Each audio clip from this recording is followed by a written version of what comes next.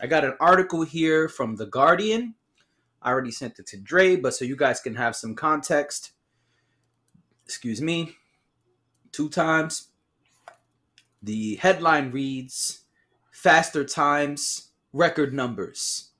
The Science of Running Marathons as an Older Person. The byline says, the number of veteran runners is on the up, and they're leaving the times of their predecessors for dust. It says, this year's London Marathon will have record numbers of veteran participants with the near doubling of the number of female runners aged 60 to 69 registering to run since 2018. As the number of veteran runners has steadily increased, performance has improved at a staggering rate. May Joe Schoenbrud, I don't know how to pronounce this name, but May Joe, a 71-year-old from Maastricht, nicknamed the Gray Kenyan, broke the over 70s record with a time of 2 hours, 54 minutes, and 19 seconds. Last year, the Japanese runner Mariko Ugeta took the female over 60s record down to 2 hours, 52 minutes, and 1 second. Faster, that's a comma, faster than the overall men's world record in 1909. Part of the trend is due to demographic and social shifts. The more participants, the bigger the pool of runners and the faster the times. Older people are increasingly concerned with health and fitness, have more free time, and value the social element of being part of a running group. There is also increasing evidence that the running is not only safe for older people, but that performance can be maintained at a far higher level than once thought possible. Quote, we're seeing an upsurge in older people running very competitively, and some of the time are quite phenomenal, said John Brewer, a professor of sports science at the University of the West of Scotland and an over 60s marathon runner. This is the last part, and then we'll get into the topic. I know it's going to read the entire article, son. Son, I want them to know, you know what I'm saying? Advances in knowledge. I'm like, just, all right, the headline, the byline, let's go in. You know what I'm saying? Like, all right, fuck it, then I won't read. You know what I'm saying? Yeah, you can point to it. You know what I mean? Like, all right, they get it. Let's move on. All right. So, older cats are more concerned with health. Right. They are running and they're killing it. And this article also came out around the same time as hip-hop star, icon, legend, veteran, Coolio passed away. And so we decided, it was Dre's idea to speak about both kind of in sync, and I agreed that we should discuss, heart health. It is said that Coolio passed because of cardiac arrest. I have been unable to confirm that, but a couple other sources are saying that. A couple other podcasters are saying that. Some articles are circulating. I have not found anything set in stone. If I do, by the time this comes out, I'll put it on the screen. But it still relates to the topic. So you want to start as the elder and more experienced fitness person? Yeah, I mean, so the article that you read, and obviously bringing up Coolio, shows two very different, sides. I've said on this podcast before, and try to bring light to, number one killer in America is still heart disease, right? Yep. And as we see with Coolio, it seems like this is what the issue was. Now, obviously I don't know his diet or anything like that, but we do know that, cardiac arrest or cardiovascular issues are the number one killer in this country. Right. And so we also know, this is where the article comes in, that in terms of prevention, exercise is the best medicine. You know what I'm saying? And Yes. so even though people might say they don't like this or they don't like that in terms of different types of exercise, what we've been trying to, the drum we've been banging on this podcast since day one is, hey, get out there and do something, because the reality is the reality, Yep. everybody's getting older, and if you don't use or take preventive measures now through exercise, things will happen, and so I was really pleased to see that, older folks, people in their 60s are, running marathons, now obviously no one's saying get up and run a marathon. That's crazy.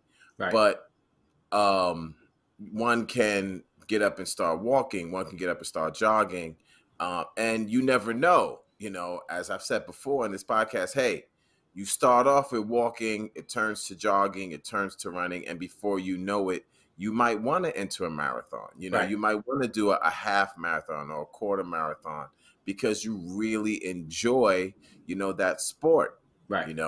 And so the emphasis here is simply, hey, we gotta take our health first. You know what I'm saying? Yep. Health is wealth, period, point blank. You know what I mean? Yeah. Yeah, I agree. I think it's interesting seeing two completely opposite sides of the spectrum almost simultaneously. Both of these things came out and were circulating days apart. So I think it's really, really interesting that you see this kind of opposite end, and you see this really interesting dynamic happening with the older crowd. Also not that far from Coolio's age range. He passed that 59, if I'm correct. People in their 60s, that was his peer group, quote unquote, as the kids say. Yep. And it's interesting. Obviously, it's hard because Coolio is a person who, came from the hood, rose up through music, and had his movie be kind of the main song for soundtracks. He kind of paved the way for that lane in a lot of ways. But his lifestyle is clearly very different than the people in London who are running marathons. And one has to wonder how that lifestyle contributes to your heart health. Yes. And I'm not saying that to be accusatory. I'm not saying that to put him down in any way. I'm simply speaking about health. None of us are perfect. I've said up here all the time, I eat plenty of garbage. I'm addicted to sugar. Clearly, I'm not saying holier than thou. I just want to be clear because the internet likes to misconstrue things and put weird things in the comments and call your cell phone with bullshit. So I just want to be clear. But it does make me wonder, how much did his lifestyle contribute to what happened with him? And how much is their lifestyle contributing to what their health is as far as the runners? To run marathons, you got to be in shape. You can't just be someone who, regardless of what you weigh, whether you weigh 90 pounds or 900 pounds, like you just said, you can't just wake up and say, hey, I'm going to run a marathon tomorrow. Your body's just not going to let you. It's something you have to train for. It's something you have to be in shape for. So I also wonder what the health is of these runners. I would imagine, I'm no physician, but I would imagine that people in their 60s and early 70s who are running marathons and breaking the record time are doing quite well health-wise. I would imagine that they're in pretty good shape, and so is their heart. And yeah, like you said, we've been beating the drum of health, wellness, fitness, and how they are all contributing factors. I think that these two events are showing that as well. I think they are further evidence of that. It is very unfortunate that Coolio passed, and in such a terrible manner, being alone in a bathroom, possibly with a heart attack. Man, that's some really sad shit. Um, but perhaps some of uh, us in this community, perhaps some other melanated people can take this as a lesson, can take this as an inspiration to move forward in a different manner. A lot of people don't know this, but one of the reasons I got into fitness is because, yeah, I always say I was 350 pounds, but a very close friend of mine at the time passed from a heart attack. And I won't give all the details for many reasons, but that shit really scared me. He was not an older person. He was not 60, 70, 80, 90. It was a young guy who was active. He was not 700 pounds, 600 pounds, 400 pounds. I don't even think he was 300 pounds, and he was an active person. He was going to studios and performing and interviewing people. He wasn't some couch potato. And that really made me think, almost 10 years ago when this happened, it was kind of a wake-up call for me. And perhaps some of us can use this as a wake-up call. Your heart is what keeps a lot of your body going. When your heart fails, you're going to fail. And a lot of the things that we consume, and again, I'm no scientist, but there's plenty of docs that speak about it, highlight it, break it down. The food that we consume in this society is terrible for our body. A lot of the things that we consume are clogging arteries and stopping our hearts from doing the very job that they are designed to do. And so if blood cannot flow, if your heart cannot pump, there's a lot of things that are going to happen that are byproducts of that. And, triple bypass surgery exists for a reason. There's a lot of things that are going on in our bodies that are stopping these things from happening. That's why bypasses and double bypasses and triple bypasses are happening so often in this country, because our hearts are fucked up as a society, and that's not cool. Like, they shouldn't have to go into your heart and create a new path for blood to flow, or unclog the path, unclog the vessel that the blood and oxygen are supposed to be flowing through. Right. We got to do better as a society. And I think it's really dope that there's now evidence that, hey, if you take care of yourself and if you are exercising, there are benefits. And I love that the article said, contrary to what we used to believe, there is now evidence showing that when you do this for long term, there are benefits. Right. And so I think that's a beautiful thing. And I think that, as unfortunate as the Coolio event was, I say is, to me, it's still present. Perhaps we should be taking notes, and celebrate his life, play his music, share the events of his life that, are noteworthy, play the soundtracks, buy the soundtracks, all of that. But also understand that your heart is a major part of your body, and without it, it's over. Look at that engine agreement, baby. I'm done. That's it. You know what I'm saying?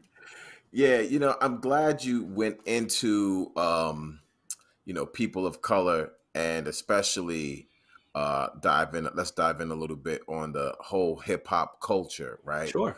Which sort of, in terms of what that culture is and how it sort of applauds you and rewards you for all these like negative dietary choices, mm-hmm. in terms of the weed, the alcohol, and you develop these addictions.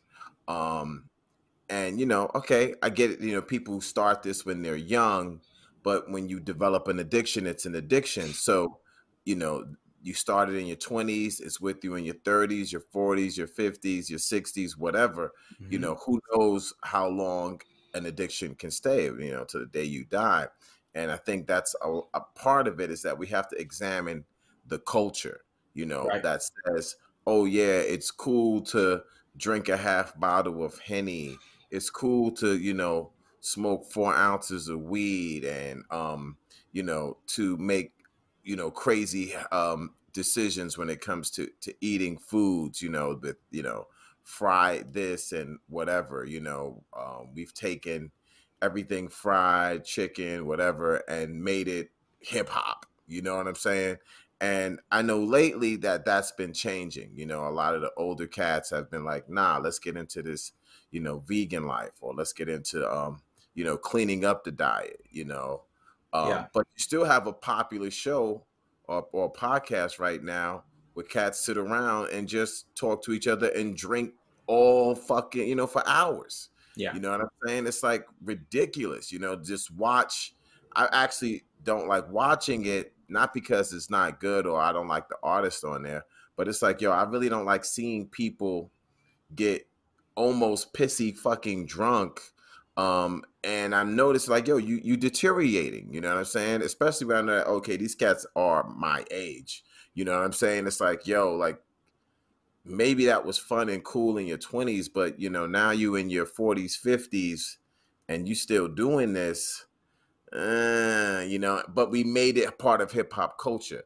And if we, flip the coin to the other side, talking about these people in the article or the marathon runners, it's like, well, what's the culture of a marathon runner, right? Because the article does start talking about why these older cats are gravitating towards these sports or these exercises. And one of them is the camaraderie, hey, I get to spend time with people and do like this like healthy activity amongst these people in this community. Right.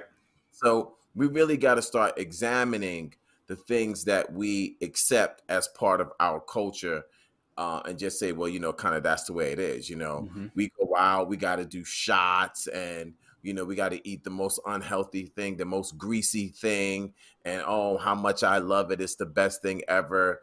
And, we call that hip hop, or we call that, black, or whatever, or whatever terms people are using. It's like, it's time to like dead that. You know what I'm saying? It's time to dead that and understand, poison is poison.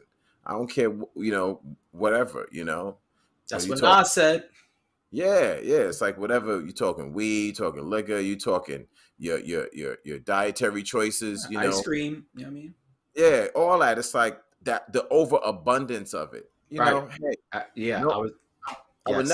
I would never say, oh, 0 on the alcohol or 0 on anything, right? It's like, hey, every now and then, fine. If you let's go extreme for a second. If I said to myself, once a year, I'm going to smoke crack, right?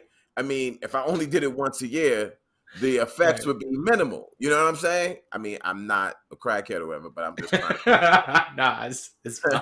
I'm trying to make a point here that even if that's the one thing I did once a year, it's like, I'll do this once a year. It's fun for me, all right, I'm good. And I did it once a year, it'd be like, damn, that's kind of a weird habit you got, Dre. But I'd be like, yeah, I'll do it once a year. So it still would be, not that it's healthy, the effects is minimal, you know what I'm saying? So we got to realize, if you do these things, you want to do them as less as possible. You don't want to be drinking every day. You don't want to be smoking every day, 3 or 4 times a day. I see the youth now, it's like, you could tell me more than, it's like, now that New York City, New Jersey, or whatever, a lot of states have legalized weed. Cats are going all in with this. Like, now you got to smoke 4 or 5 times a day. Who did that? When we was illegal, nobody smoked 4 or 5 times a day. You know what I'm saying? You might smoke a little bit of something, okay, and you keep it moving. But now these cats got to smoke 4 or 5 times a day. They want to put everything inside of it now to get an extra kick or whatever. And y'all making that part of the culture. And I just got to like disagree with that, because it's like, well, let's look at other cultures in terms of exercise culture. Hey, try to get with cats that's going to be like, yo, I'm going to bring you up, you're going to bring me up. And we're going to, encourage each other to eat better, to put less toxins into our bodies.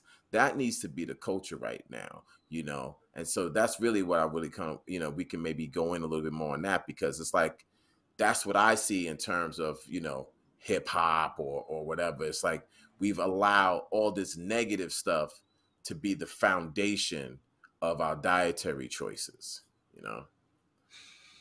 Yeah. So I guess a couple things. I guess I'll start with the most recent thing. When these substances are illegal, we still do them. Legal, it doesn't change anything. I think that the people who smoked 5 times a day have always smoked 5 times a day. I think the difference is now I don't have to do it in my crib on my couch. Right. Now I can do it on Instagram. Now I can do it in the park and not be harassed. Now I can, do it in a public space. Oh, we going to the bar tonight? All right, cool. I'm going to bring my shit. Yeah, I'm going to bring my weed. I'm going to roll up right at the bar because now I can. Before, I had to pre-roll it, hide it in a little something, put it in my jacket pocket. So that way, after I might drink, I say, hey, I'm going to go take a walk. And I smoke on the walk real quick. Just try to hit it. Make sure I don't get caught. I don't get arrested.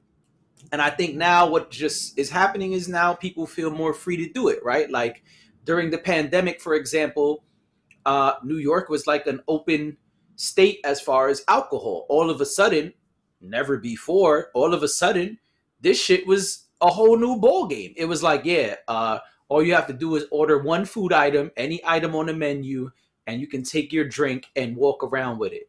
And Cats was like, what? So you mean I could order French fries and walk around with a 40 ounce of my favorite margarita, my favorite whatever? Like, you mean, so I could just order French fries and walk around with the Hennessy Coolada? All right, let me get the extra large Hennessy Coolada and a small fries. No, I don't even need ketchup. I'm throwing them shits out, actually. I just want to be able to walk around with my Hennessy Coolada. So I think that's what's going on with the public displays of the substances of, getting intoxicated publicly. I think that people just feel more comfortable because now there's less risk. As far as the hip hop culture, there are a lot of things that are tied to hip hop culture, which are toxic, bad, not good for us. And a lot of it comes from deeper, darker criminal links, as Jay-Z once said. The food that is deep fried and covered in grease, it comes from back when we were slaves and had scraps. That's what has become soul food, right? Soul food, where did all this stuff come from? A lot of it came from, this is what we had left. And we turned scraps into lovely, beautiful, tasty meals. And that's still with our culture today. And our culture is what birthed hip hop, right? Melanated people created hip hop almost 50 years ago. And so the things that have spilled into the culture we created are the things that we were already doing. We were already eating soul food and, like you said, the deep fried chicken and the greasiest whatever. And we were already drinking and we were already smoking. So a lot of the things that we do in a recreational manner, or in some ways, it depends on what we're discussing, some things were just survival methods, right? Soul food started as our way to survive, our way to have a meal, our way to, sit with the family and eat. And it's morphed into many other things. There's soul food restaurants. And that's part of what's dope about hip hop, is that we take scraps and make it beautiful things, right? A lot of the early hip hop pioneers were like, I didn't have the machines that niggas had. Like when we went to the studio, we didn't even know what to do in the studio. Like we knew what the mic was. I brought my MPC, but I didn't know what the fuck I didn't know what the hell to do. We recorded on a tape and put tissue in the shit so we could record a demo. Barry Gordy, I don't know what to do when I'm in the studio with him. Like, I don't know. Overdub, what is that, right? So that comes from melanated people in the hood, in survival mode, just using what we got. And that's kind of what birthed hip hop. And so a lot of that has remained.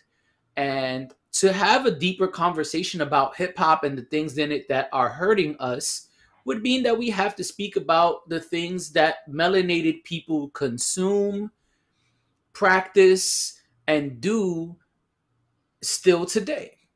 Now, one could argue that because hip hop is now the number one musical genre in the world, that many people in the world now share these things.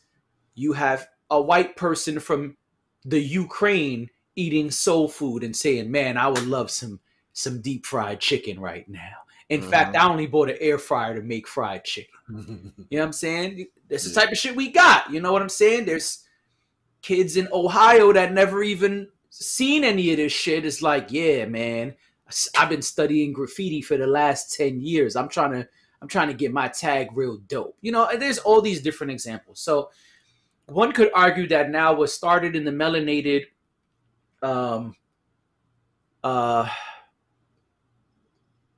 melanated communities, poor communities, has now become global, right? And so we're spreading both the good and the bad, right? Just as much as we have these beautiful symphonies, so to speak, our stories spread all over the world, well, so has the booze and the weed and, you know, sprinkling some shit inside your weed when you roll it up. Yeah. All of this has become part of it because, hey, it's in the music. It's in the music videos. It's discussed in interviews. As you said, there are podcasts where it's happening right at the podcast. So, yeah, I think to have those discussions, we have to really be real within ourselves and really analyze the things that we're doing as a community, because we kind of are setting the trends for others around the world. And I think that is a beautiful thing and speaks to how wise we are, how creative we are, how strong we are as a people. But I also think we have to be real with ourselves, and a lot of us don't want to. I don't know if it's the cool factor you're discussing. I don't think you're wrong, but I don't know if that's what's driving most of us. But I do think that there are things that are ingrained in the culture at this point that you're not just going to wave away. I remember a few years ago, RZA did a whole campaign about being vegan. Vegan is cool. Cats got to be vegan. Black vegan. All of this stuff. And most of hip hop was like, RZA, we love you, but get that shit the fuck out of here. He wasn't wrong. He was doing the same things you're saying right now. Yeah. And he was an icon in many facets of hip hop. Right. He was a little before his time, though, because the black veganism has really taken off. So maybe you could say he pioneered the shit. You know what I mean? Him and other cats. Right. Know? I don't have the information to be able to say yay or nay, but I'm saying someone very popular, very respected in our culture tried to do it, and everyone was like, yo, we're not going to laugh you out of here because we love you and we appreciate you and you're the man. But we ain't doing that shit. Stop it. Yeah. So, you know, it's a challenge because even us who have this podcast, neither one of us is vegan. We both love and respect and listen to RZA and everything he's produced, and shit, we watch his movies, even the ones people don't necessarily think are worthy of certain, respect and accolades. Right. Neither one of us is vegan. Neither one of us is, completely plant-based. You know what I'm saying? So, I mean, to keep it real is not really the biggest thing in hip hop. We say keep it real. Nowadays they say keep it G, but that's not really the most popular thing. And so that becomes part of the challenge, because being introspective, analyzing ourselves, decreasing the toxic things we do, not really the focus. And so I'm not saying that hip hop is this terrible thing that needs to be, you know, completely overthrown and completely destroyed and rebuilt. No, I fucking love hip hop. Like, I am part of hip hop. Hip hop is a great culture that I'm proud to be raised through. I'm proud to be a part of, and I mean, it inspires me in so many ways on a daily basis. But to do what you're saying, that's a tall order, and that's gonna take a lot of us really putting ourselves under a microscope. No doubt. No doubt. And if we look at, you know, since you mentioned RZA, but let's look at somebody like Meth, right? Method Man came out mad years ago and was like, listen, the drinking, I'm done with that. Right. You know what I'm saying? And then not only that, I'm going to get up and I'm going to hit this gym and I'm going to get in shape. I'm getting older. I'm not Method Man from the 90s, you know, running up, jumping in the crowds, doing, you know, it's like he'll perform or whatever. Don't get me wrong, but it's like the poor dietary choices. I'm not doing that anymore. I'm Right. growing up, and I'm gonna get my stuff together. And he sat there on that podcast that we both kind of alluded to, and it's just like, nah, y'all good, you know. And I love all of y'all, like y'all, my people. We all came up together at the same time, Right. but I will not partake in that. You know what I'm saying? And that is the thing that I feel like we need to do as individuals and even as a community to say, okay, forget about what everybody else is doing. Focus on your health. You know what I'm saying? Whatever your health journey is and how you want it to look. How do you want to be when you get to your 60s? How do you want to be when you get to, you know, your older age? Because now is the time to build that foundation. You know what I'm saying? And hey, I don't know what happened to Coolio, but I do know in America, cardiac disease, cardiovascular disease is number one, you know? And so when we sit here and we talk about, hey, do cardio, you know, try different ways to do cardio. You know, we've had many a podcast about cardio. We probably will have many more about cardio, but it's like, yo, your heart is the most important muscle. You know, people might, oh yeah, I got this muscle. Okay, that's cool. But the most important muscle is your heart. It is a muscle and it needs to be worked out. Yep. You know what I'm saying? So you need to do things that's going to strengthen that muscle, because when you don't, we see what can potentially happen early. You know what I'm saying? And so I look up to, you know, certain cats who are in the industry, especially in hip hop, coming from our communities, to say, nah, I'm not living like that no more. I'm not eating like that no more. I'm not drinking like that no more. That's done. I'm going to get in shape. And the last time I saw RZA, you know, he's been pumping out his IG like the whole rest of the Wu-Tang, because, you know, Wu-Tang and Nas, they got a whole, you know. Yeah, they're on tour. Yeah, that whole tour that's happening right now. So they got little snippets of it. And you look at everybody, to me, the most in shape dude honestly looks like Meth. You know what I'm saying? Like, he looks good, you know? Everybody's about the same age, you know? People got little guts and so it is what it is. But you look at Meth looks fantastic, you know? Yes, he does. You know what I'm saying? And RZA also looks good, you know what I mean? Yep. And I know RZA has a very specific dietary regimen that he follows. He's not going to eat a lot of stuff. But RZA was like that in his 20s. You know what I'm saying? He got songs or certain things he don't eat. That's just the way it is. You know what I mean? So he just stayed true to himself as he, you know, has gotten older.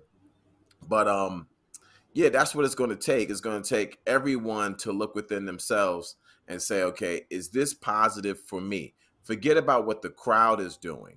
You know, what your favorite rapper might be doing, and look upon yourself and say, okay, what can I do physically, mentally, spiritually, for my own wellness? You know what I mean?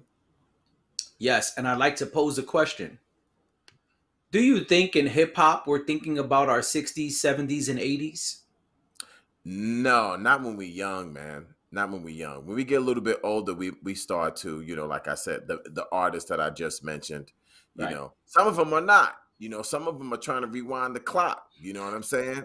Right. Yeah, some of them are like, yeah, you know, you still doing stuff like when you was like, this is 98, like you bugging right now. You know what I mean? Yep. But the young dudes, you know, the ones who are coming up right now, yeah, of course they're young. So I'm not gonna, I don't think a lot of them are, you know, they're being young guys. But like you said, when you talked about you losing, you know, when you started your journey, wow, here's this young guy that I knew, and he got, you know, um, some sort of cardiovascular issue. So a lot of times, sometimes people get caught up into that number, thinking that, oh, it's not going to happen to me because I'm young, but it could happen to you or anyone at any time if Right. you're just, you know, if you're not doing the things that you should do or need to do to be in your best shape. Well, these things could creep up on anybody, you know, because the food is getting worse, not healthier. You know what I'm saying? Monsanto is getting more creative with all the frankenseeds that they're making. So it's Yeah. like even though you young, and I've seen it where it's like I see guys that are 25 years old and they're moving like they're way older than that. You know what I mean? They looking at me like, wait a minute, you just rode your bike 10 miles? Yeah. Wow. Oh, I could never do that. Yeah, but you're 22. What do you Right. mean you could never do that? You know what I'm saying? And they're just like, no, I'm not going to do that. I would never try that. I'm not into that. And so you're not doing anything, you know, you don't do any sort of exercise. You drink, drink, drink, drink, drink. Well, what do you think is going to happen? And you eat the most, you know, delicious, fatty, greasy foods, you know, pizza all the time. It's my favorite, you know, burgers, this, that, and that. You know, the foods are becoming more and more strange. So you put that together, your arteries and stuff that would have clogged maybe when you were in your 60s or your 80s are clogging and shit now, and you're in your 20s. Right. So your risk for stroke and cardiovascular disease is getting higher, even though the person is young.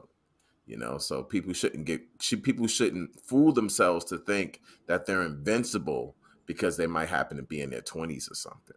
You know, it's like that don't mean anything. You still should make choices that you are proud of in terms of dietary choices. Right. You know what I'm saying? Yeah. The reason I ask is because you know the old saying, in the hood, we're not supposed to make it past 25. Right. Right. Melanated people in underprivileged communities, for a lot of us, it's like a miracle to make it past 25. So that's why I asked, do you think people are in our communities thinking about, hey, 60, 70, 80? That's why I posed the question. I think your answer was great. I just wanted to kind of explain where that came from, because I know even me, like, I might not have been the person, you know, out shooting people every night or, you know, robbing the liquor store every Friday. But even me, I was a knucklehead as well. And I was like, I know at one point it was like, yo, if I make it to 25, I did all right. Like, yeah, I did all right. So if your goal is 25, how likely are you to be thinking about something like 60? Like, right. And I mean, yeah, even when you're 25, you like, ooh, you 35? Oh, you an old nigga, son. Yeah. And I get it, because just like, yeah, you know, you 15, you 14, you're in high school, whatever, and you know, you making those kind of like weird ass dietary choices. You want the Takis and all the You ain't thinking about any of this shit. yeah, all that. But what I'm saying is, all that is either going to be building you up, or is either going to be taking away from you, because now, even when you're in your 20s, that's what we're seeing is like, man, you spent your teens with the most horrible stuff, you know, it's like now these young kids have access to, you know, Uber Eats and all this other stuff. So it's not like when we was coming up, you know what I'm saying? Where it's like your parents was like, all right, but you got to eat your vegetables, even if you didn't want to eat it. You know what I'm saying? It was still a decent, wholesome meal at home. And every now and then you had the garbage. Right. Where I feel like now it's so much more garbage on a daily basis. They're not even getting that wholesome meal every now and then. And it's kind of like the water conversation we had, where it's like, yo, you eat so much junk. When somebody presents a good plate of food around you, you're like, oh, I don't want that. Right. Let's get Popeyes. You know what I'm saying? Let's order Uber Eats so we can get a chicken sandwich or something. Right. And like, chicken sandwich. You know what I mean? Like, this is dinner. This is a real good plate right here. You know, you got your veggies, you got a good protein source. Nah, I don't want that. I don't want that. I want the fast food stuff, because you get addicted to that. And that's what I feel is happening, where a lot of the youth are being taken out.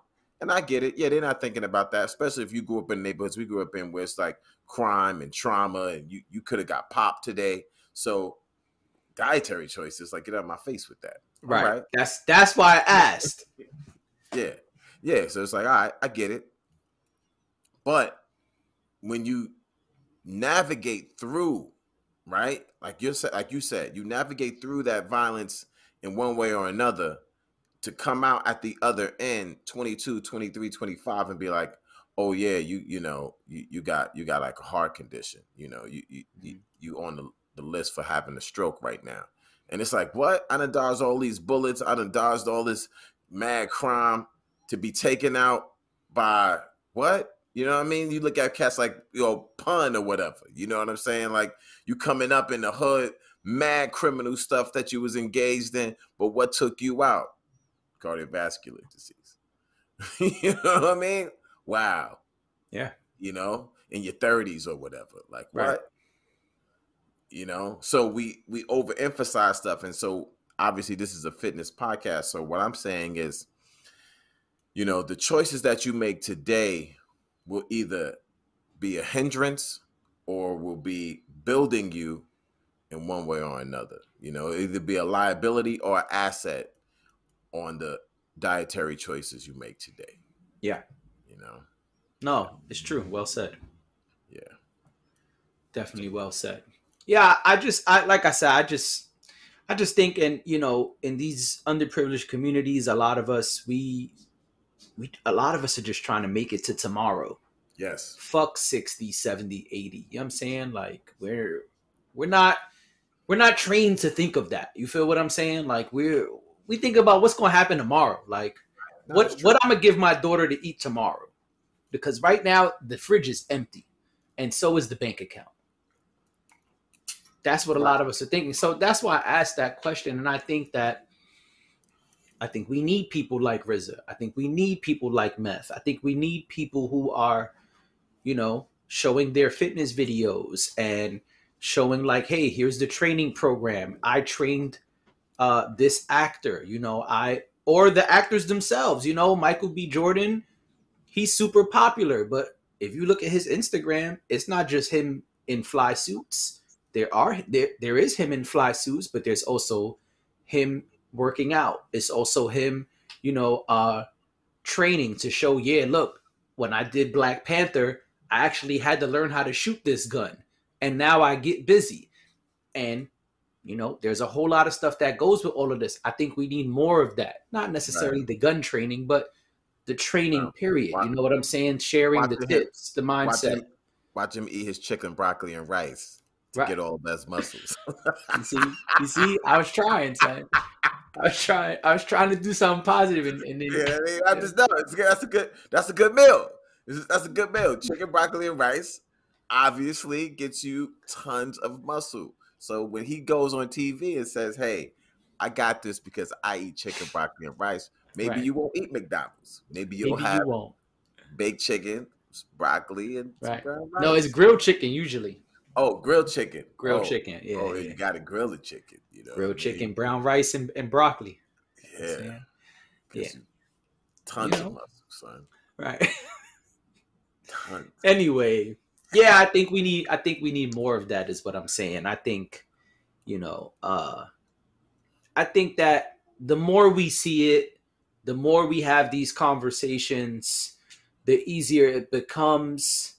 But I think we have to start thinking long term. We are not trained to do that. We're trained to Make it to tomorrow. Right. Make it to Friday. Make it to the first of the month so the food stamps come in. You know, we're not trained to think about 60, 70, 80, 90. And I think one of the things that we need is also examples of the other side, right? Like example of like, oh yeah, I mean, Dre's been on this podcast saying, oh yeah, I could do an hour and I have no issues on the elliptical. Why? Because Dre been doing this shit forever. Like, why can Dre do an hour on the elliptical and just chill? Because he's been doing it and he sees the benefits. I mean, one of our early episodes, I think it was like episode 5 or 6, I don't remember. We spoke about how it increases stamina doing the elliptical and doing cardio. I mean, you made the joke about, you know, the stamina reggae song and shit, but it's true. Like, you see benefits as you do it. So you don't necessarily need to be running marathons. Like you said on this podcast as well, a lot of times for your birthday, you do a 2-hour elliptical session of medium intensity training. That's nuts to a lot of people. But why can you do it? Because you've been doing elliptical consistently for mad long. You know what I'm saying? Like, I think we also need to see that, you know, and I think that's why documenting is important. I think that's why sharing these things is important. Like, to me, this is the way. You know what I'm saying? Like, to me, I should seeing more people like Dre, seeing more people like Rich Roll, seeing more, you know what I'm saying? Like, seeing more people like Meth. Like, every time I see Meth doing weights, I'm like, man, look at this guy, man. I just be proud. I don't even know him. Never met him. I'm like, I'm so proud because this just started. Yeah. It happened during lockdown. Like, during lockdown, he's like, all right, I got to get my life together. And now, man. That's it. Wow. Yeah. And I'm just like, yo, Meth is fucking killing the game. And I just smile every time I see it. I don't give a fuck what exercise it is. Right. I don't care what he's doing. I've never seen him do any cardio, but guess what? I don't give a fuck. Every time I see Meth in the gym, a smile goes on my face. Ear to ear grin. It's like, man, look at this guy. Just fucking killing it. Yeah, yeah. No, you're right. We need to see more. I remember when 50 was coming up and he had that video of him like on the treadmill just doing his thing. I was like, all right, you know what I mean? Because we need more images of that. You know what I'm saying? You know, you need to say, okay, now I gets it in. You know what I'm saying? I stay in shape. You know, whatever it is, you know, as much as people, you know, like LeBron James, you know, the King James, blah, blah, blah. Yeah. Post your workouts. You know what I'm saying? Post what you're doing, because it's like, well, if you want to get to that style anywhere near that, you're going to have to work out. You're going to have to look at your diet. You know, you can't be, oh yeah, I'm going to be a baller and I got mad hands, and you drinking, you know, 4 or 5 times a day and you smoking 4 or 5 times a day. That's not how he got there. Right. You know what I'm saying? So you want to ball, you want to do all that. Well, it's a whole diet and dietary choices that come with that. You know what I'm saying? So this is what it's about, you know? So the culture has to change, you know? And if we can just understand that, yeah, cardiovascular disease is real. It's still the #1 killer. And it happens usually because of dietary choices. You know what I mean? And lack of exercise. Yep. Period.